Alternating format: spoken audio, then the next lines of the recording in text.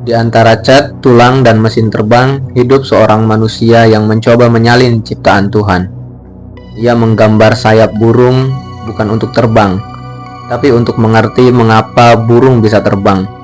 Ia membedah tubuh manusia bukan untuk menantang Tuhan, tapi untuk memahami keajaiban di baliknya. Namanya Leonardo da Vinci, seorang manusia yang pikirannya melampaui zaman. Bagi da Vinci, melukis bukanlah pekerjaan. Melukis adalah cara untuk mengerti kehidupan. Sains, seni, dan spiritualitas semuanya bercampur di ujung kuasnya. Ia tidak hanya melihat dunia, ia mempelajari dunia. Sampai akhirnya ia menciptakan ulang dunia itu dengan tangannya sendiri. Dan selama beberapa waktu ke depan, mari kita menyelam ke dalam pikirannya, menyusuri labirin sketsanya, menatap tatapan lukisannya, dan mendengarkan bisikan ide-ide yang membuatnya abadi. Karena untuk memahami Leonardo da Vinci, kita harus siap menyeberang dari dunia nyata ke dunia kemungkinan.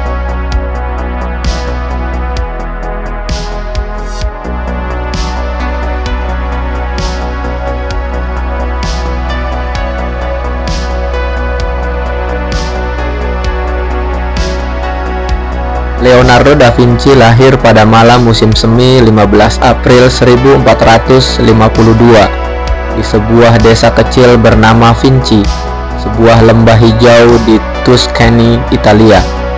Dari sanalah nama itu datang, Leonardo da Vinci, Leonardo yang berasal dari Vinci. Namun sejak awal nasibnya sudah tidak biasa. Ia bukan bangsawan, ia bahkan bukan anak sah. Ayahnya Ser Piero da Vinci, seorang notaris terpandang di kota Firenze. Ibunya Catherine hanyalah perempuan desa, mungkin seorang pelayan atau petani miskin yang hidup di pinggiran.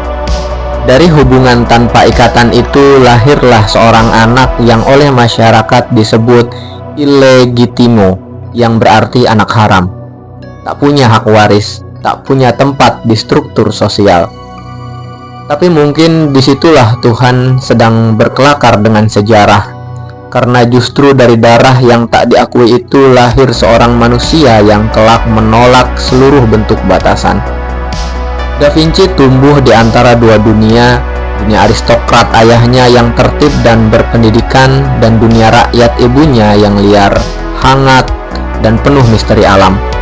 Dari keduanya ia belajar satu hal, bahwa pengetahuan sejati tidak lahir dari kekuasaan, tapi dari rasa ingin tahu.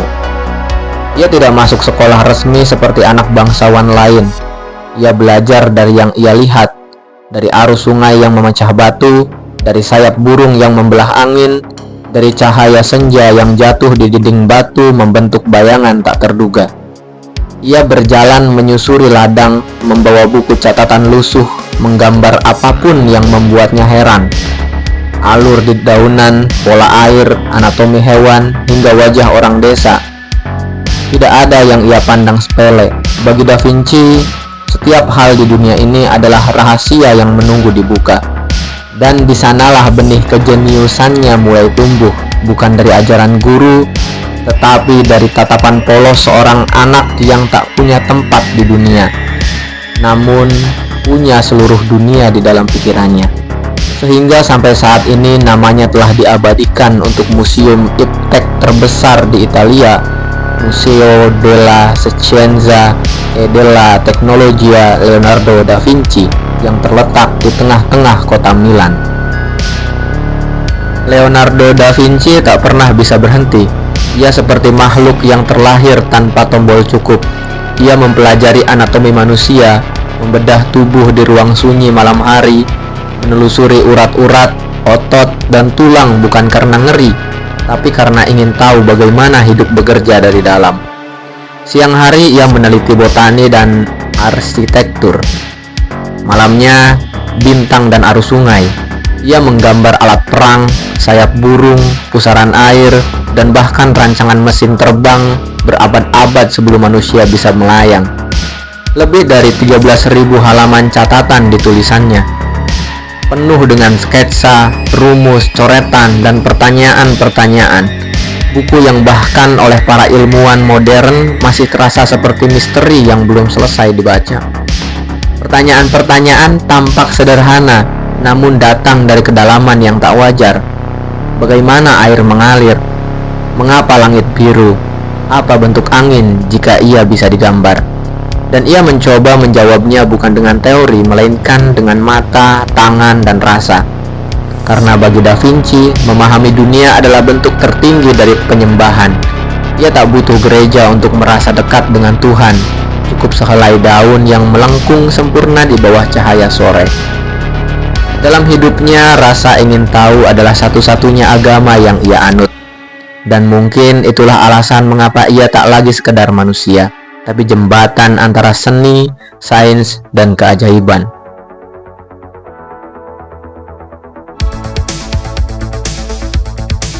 Florence tahun 1469.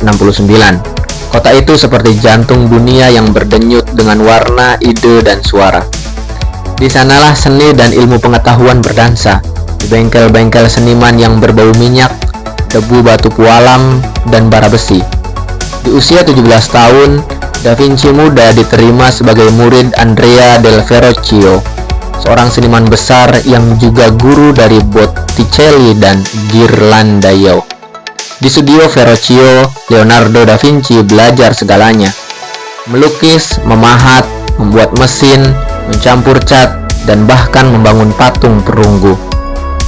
Ia bukan murid yang banyak bicara, namun tangan dan matanya bekerja seperti dua alat sihir. Ia mampu menggambar bayangan dengan begitu halus, seolah cahaya menunduk hanya untuk menempel di ujung kuasnya. Suatu hari, Verrocchio melukis karya berjudul Pembaptisan Kristus. Ia meminta Leonardo da Vinci melukis satu bagian kecil, wajah malaikat di sisi kanan.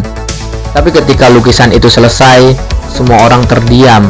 Malaikat buatan Leonardo da Vinci tampak hidup, dengan kulit yang lembut, mata yang penuh perasaan, dan cahaya yang tak berasal dari pigmen, tapi dari jiwanya sendiri. Legenda berkata, ketika Verrocchio melihatnya, ia menurunkan kuasnya dan bersumpah tidak akan melukis lagi, karena ia tahu sang murid telah melampaui gurunya. Verrocchio kemudian hanya fokus di pembuatan patung. Dari situlah perjalanan seorang jenius dimulai. Pada tahun 1478, Da Vinci membangun studionya sendiri. Sejak saat itu, ia bekerja secara independen di Florence sampai tahun 1481. Kemampuan Da Vinci telah membuktikan bahwa ia tidak dapat terus berada di balik Verrocchio. Pada tahun 1480, Da Vinci mulai melukis Santo Jerome, seorang tokoh Yunani abad keempat Masehi. Tahun 1481 mendapat tugas dari biara Agustin di Spoleto, sebuah desa dekat Florence. Sayangnya, Da Vinci tidak mengerjakan lukisannya sampai selesai, sehingga saat itu ia mendapat reputasi sebagai seniman malas. Ketika sebagian orang melukis demi keindahan, Da Vinci melukis demi memahami kehidupan itu sendiri. Ia tidak pernah tergesa. Baginya, setiap sapuan kuas adalah eksperimen. Setiap warna adalah hipotesis tentang bagaimana cahaya bekerja di dalam jiwa manusia. De La Saper lahir dari pergulatannya dengan waktu. Ia melukis di dinding biara Santa Maria delle Grazie, bukan seperti pelukis mural, melainkan seperti ilmuwan yang sedang meneliti denyut emosi manusia. Ia menunda berhari-hari hanya untuk menatap dinding kosong, menunggu satu ekspresi yang tepat, ekspresi yang bisa memuat kegetiran, pengkhianatan, dan kesunyian spiritual dalam satu pandang. Ketika akhirnya ia melukis wajah Yesus, itu bukan sekedar wajah Tuhan, itu wajah manusia yang tahu ia akan dikhianati, namun tetap memilih mencintai. Setiap gerak tangan, arah pandang, dan lipatan kain di sekelilingnya bukan dekorasi, tapi simbol dari kegelisahan batin yang mendalam. Namun, De La Saper juga menyimpan kontroversi yang panjang. Teknik yang dipakai Leonardo da Vinci mencampur cat tempera dan minyak di atas dinding batu kering adalah eksperimen berisiko. Hasilnya memang luar biasa, tapi juga rapuh. Hanya beberapa tahun setelah selesai, lukisan mural mengelupas dan memudar, hingga wajah-wajah para rasul nyaris hilang tertelan waktu. Selama berabad-abad, lukisan itu terus mengalami restorasi dan perdebatan. Banyak yang menuduh upaya penyelamatan justru mengubah bentuk aslinya. Dan di abad modern muncul teori-teori konspirasi, dari The Da Vinci Code hingga tafsir simbolik bahwa sosok di sebelah Yesus bukan Yohanes, melainkan Maria Magdalena. Sebagian menyebutnya fantasi, sebagian lagi menyebutnya tafsir tersembunyi yang disengaja.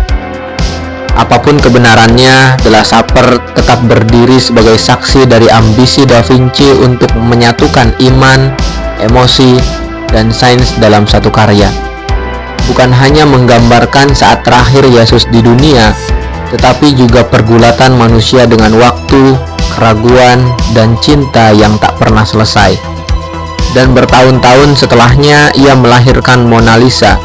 Bukan potret bangsawan, bukan pesanan formal, melainkan hasil perenungan panjang tentang misteri batin manusia. Senyumnya seolah-olah berada di antara dua dunia, antara bahagia dan sedih, antara sadar dan mimpi.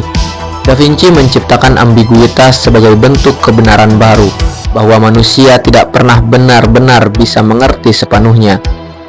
Namun di balik senyumnya yang tenang itu, Mona Lisa menjalani takdir yang penuh gejolak.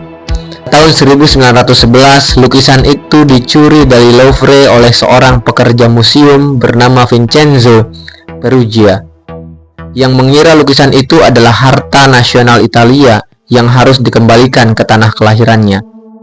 Selama 2 tahun penuh, dunia terperangah. Para detektif mencari, surat kabar menulis teori-teori gila, bahkan Picasso sempat dituduh sebagai pencurinya. Ketika akhirnya ditemukan kembali di Firenze, Mona Lisa justru berubah dari sekadar karya seni menjadi legenda global. Sejak saat itu, setiap perpindahan kecil dari lukisan ini menjadi berita dunia.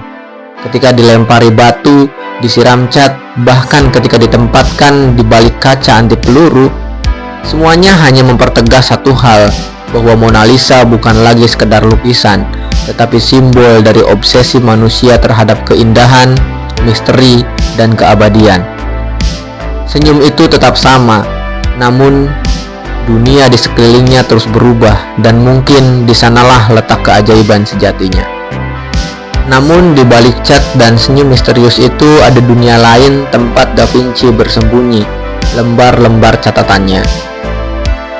Codex Atlanticus, Codex Leicester, dan puluhan buku kecil lainnya menjadi saksi bagaimana pikirannya melampaui zaman. Di sana ia menulis dan menggambar tentang anatomi, burung yang terbang, senjata perang, mesin air, bahkan embrio manusia. Tulisannya terbalik, dari kanan ke kiri, seolah ia sengaja menyembunyikan pikirannya dari dunia yang belum siap. Setiap halaman adalah percakapan antara sains dan imajinasi, antara realitas dan kemungkinan. Ia bukan hanya pelukis, tapi juga insinyur, arsitek, dokter, dan pemimpi yang tak pernah berhenti bertanya. Melalui kodeksnya, kita melihat seorang manusia yang hidup di masa Renaissance, namun berpikir seperti penghuni abad masa depan.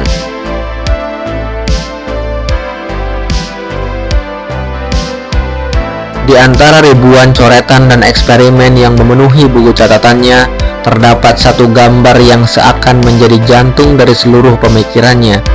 Satu sosok pria berdiri di dalam lingkaran dan persegi, tangan dan kaki terbuka, tubuhnya sempurna seimbang. Kita menyebutnya The Vitruvian Man. Namun bagi Da Vinci itu bukan sekedar gambar anatomi. Itu adalah pernyataan tentang keteraturan alam semesta, tentang bagaimana manusia dengan segala kerumitannya bisa menjadi cermin dari dunia yang luas dan misterius. Ia percaya bahwa setiap sendi, setiap ruas, setiap lekuk tubuh manusia adalah refleksi dari hukum-hukum yang sama, yang mengatur pergerakan bulan, arus laut, dan arus angin. Manusia bukan pusat dunia karena kesombongannya, melainkan karena di dalam dirinya alam semesta mencoba memahami dirinya sendiri. Dalam garis-garis Vitruvian itu, Da Vinci mempersatukan sains, seni, dan spiritualitas dalam satu tarikan pena. Ia menunjukkan bahwa tubuh bukan hanya wadah daging dan tulang, tapi rumus tentang harmoni, rumus tentang bagaimana hidup bisa menjadi indah karena teratur, dan teratur karena indah. Dan mungkin di sanalah letak kejeniusan sejatinya, kemampuan melihat bahwa seni dan ilmu pengetahuan bukan dua jalan yang berbeda, melainkan dua sisi dari satu pencarian yang sama, mencari makna di tengah keajaiban yang disebut kehidupan. Menjadi jenius bagi Da Vinci bukanlah anugerah, melainkan takdir yang sepi. Ia hidup di masa ketika ide-idenya melampaui zaman, ketika gereja masih menguasai pikiran manusia, dan setiap upaya memahami dunia dianggap sebagai bentuk kesombongan terhadap Tuhan. Da Vinci menulis dengan tangan kiri dalam bentuk tulisan terbalik, bukan hanya karena ia kidal, tapi juga untuk menyembunyikan pikirannya dari mata yang tak siap memahami. Ia tahu tidak semua kebenaran boleh diucapkan keras-keras. Di ruang kecilnya, ia mengasingkan diri bersama cat, kertas, dan alat ukur. Ia membedah mayat di malam hari, meneliti urat dan otot dengan cahaya lilin, mencatat semuanya dengan detail nyaris obsesif. Tubuh manusia bagi Da Vinci bukan hal yang menakutkan, melainkan peta menuju rahasia kehidupan. Namun di balik semua pengetahuan dan sketsa yang menakjubkan, ia hanyalah seorang lelaki tua yang sering berbicara sendiri, yang tersenyum sendiri pada masa eksperimen yang tak dimengerti siapapun. Teman-temannya menjauh, gereja mengawasinya, dan karya-karya besarnya banyak yang tak selesai terkubur bersama waktu. Tapi mungkin itulah harga dari kejeniusan sejati. Da Vinci tidak diciptakan untuk satu zaman. Ia adalah manusia yang pikirannya melintasi abad. Ia tak pernah benar-benar istirahat karena rasa ingin tahunya lebih kuat dari rasa lelah, dan mimpinya lebih besar dari tubuhnya yang menampungnya. Dan ketika akhirnya ia meninggal di pelukan Raja Prancis I di Prancis, ia meninggalkan dunia bukan dengan kemenangan, melainkan dengan keheningan yang menyimpan ribuan ide yang belum sempat terucap. Namun justru dari kesepian itu lahirlah keabadian. Sebab Da Vinci tidak pernah selesai bukan karena ia gagal, tetapi karena dunia terlalu kecil untuk menampung pikirannya.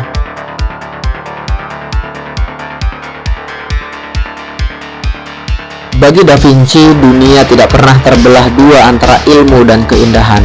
Sains dan seni baginya bukan dua jalan berbeda, melainkan dua sisi dari satu pencarian yang sama, memahami Tuhan melalui ciptaannya. Ia percaya setiap garis, setiap bayangan, setiap warna adalah bahasa rahasia yang ditulis alam untuk dibaca manusia yang cukup tekun. Dan Da Vinci adalah pembacanya yang paling tekun. Siapa yang benar-benar memahami cahaya, tulisnya, memahami Tuhan. Cahaya itulah obsesi abadinya. Ia meneliti bagaimana sinar matahari menembus kabut pagi, bagaimana air memantulkan langit, bagaimana warna berubah ketika senja menyentuh wajah manusia. Baginya melukis bukan soal menggambarkan bentuk, melainkan menangkap keajaiban yang membuat bentuk itu hidup. Ia mempelajari anatomi bukan untuk membedah tubuh, tetapi untuk menemukan keseimbangan antara daging dan jiwa. Mona Lisa tersenyum bukan karena Leonardo da Vinci ingin membuat senyum yang indah, tetapi karena ia ingin menangkap sesuatu yang tak bisa diukur oleh ilmu manapun, roh kehidupan itu sendiri. Dalam setiap karya, ia menulis risalah tak terlihat tentang hubungan manusia dengan alam, tentang pengetahuan yang suci karena lahir dari rasa ingin tahu yang tulus, tentang iman yang tak butuh ayat, cukup dengan keterpukauan pada ciptaan. Leonardo da Vinci melihat Tuhan bukan di langit, tetapi di pantulan cahaya di permukaan air, di garis halus pada tangan manusia, di setiap rahasia kecil yang menunggu untuk dipahami.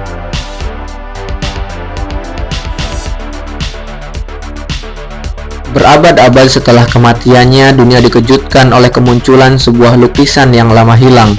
Sebuah wajah Kristus menatap lembut ke arah penonton, tangan kanan terangkat memberi berkat, sementara tangan kirinya memegang bola kristal bening, simbol semesta. Karya itu diberi nama Salvator Mundi, sang juru selamat dunia. Awalnya banyak yang meragukan, benarkah ini karya Leonardo da Vinci? Lukisan itu sudah rusak penuh tambahan, dan catnya pernah dilapisi ulang oleh tangan-tangan yang tak dikenal.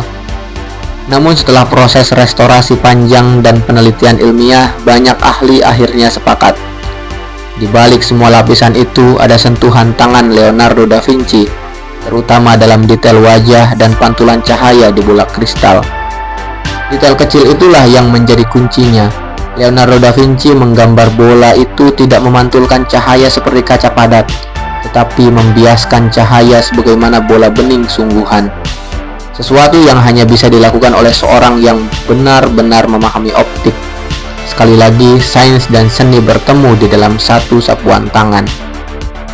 Namun, Salvator Mundi tidak hanya menjadi misteri artistik, ia juga menjadi simbol dari betapa mahalnya iman di dunia modern.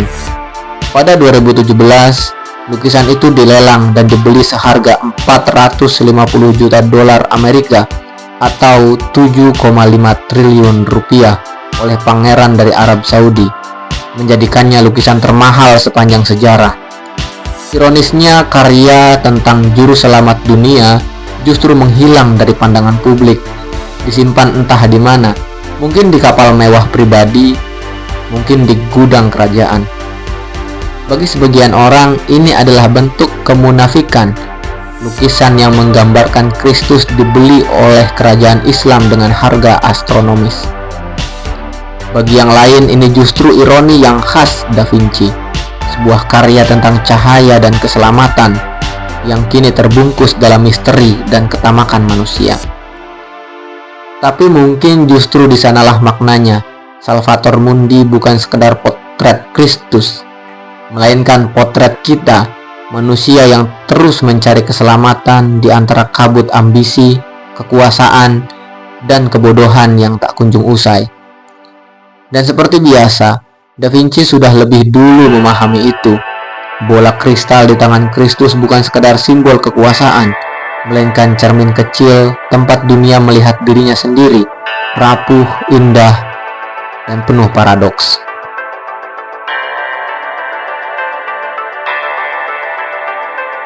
Menjelang akhir hidupnya, Da Vinci meninggalkan Italia dan menerima undangan Raja Prancis I dari Perancis. Ia diberi rumah megah di dekat istana, tempat ia bisa bekerja bebas tanpa tekanan gereja atau politik. Raja memperlakukannya bukan sekedar sebagai pelukis, tetapi sebagai sahabat dan penasihat pribadi. Namun tubuhnya mulai lelah. Tangan kanannya yang dulu begitu gesit menari di atas kanvas mulai gemetar.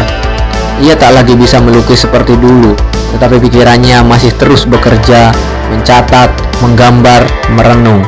Di kamar kecilnya di Schloss, ia menulis kalimat yang terdengar seperti bisikan perpisahan. Seperti mereka yang melewati hari dengan tidur, demikianlah mereka yang melewati hidup tanpa memahami keindahan dunia. Pada 2 Mei 1519, Leonardo da Vinci menghembuskan napas terakhir di usia 67 tahun. Konon, Raja Prancis memeluknya saat ia meninggal. Adegan yang begitu puitis meski kebenarannya mungkin hanya legenda. Namun legenda itu cocok untuk seorang Leonardo da Vinci karena hidupnya memang sudah setengah nyata, setengah mimpi. Ia tidak meninggalkan harta, tetapi meninggalkan ribuan halaman catatan, ratusan sketsa, dan beberapa lukisan yang mengubah cara manusia melihat dunia untuk selamanya. Dari Italia hingga Prancis, dari bengkel kayu hingga istana raja, ia hidup bukan untuk zaman, tapi untuk waktu itu sendiri.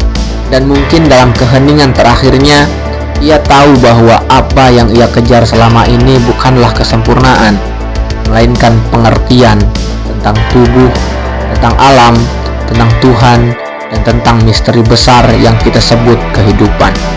Hari ini, lebih dari 5 abad setelah kematiannya, nama Leonardo da Vinci masih berdenyut di jantung peradaban manusia. Ia tak hanya meninggalkan lukisan, tapi cara baru untuk melihat.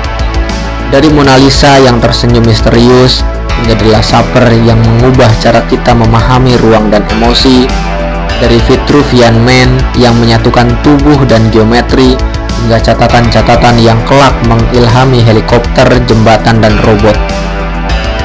Da Vinci membuktikan bahwa batas antara sains, seni, dan filsafat hanyalah ilusi. Semua itu lahir dari satu sumber yang sama, rasa ingin tahu yang tanpa batas, dan keinginan manusia untuk memahami dirinya sendiri. Ia bukan hanya pelukis Renaissance, ia adalah Renaissance itu sendiri. Sebuah kebangkitan, semangat, dan kesadaran bahwa dunia terlalu indah untuk dilihat dari satu sudut pandang saja. Dan mungkin itu alasan mengapa Mona Lisa tetap tersenyum, bukan karena rahasia yang disembunyikannya, tetapi karena ia tahu, selama manusia masih bertanya, masih mencari, dan masih ingin tahu, maka jiwa Leonardo da Vinci takkan pernah mati.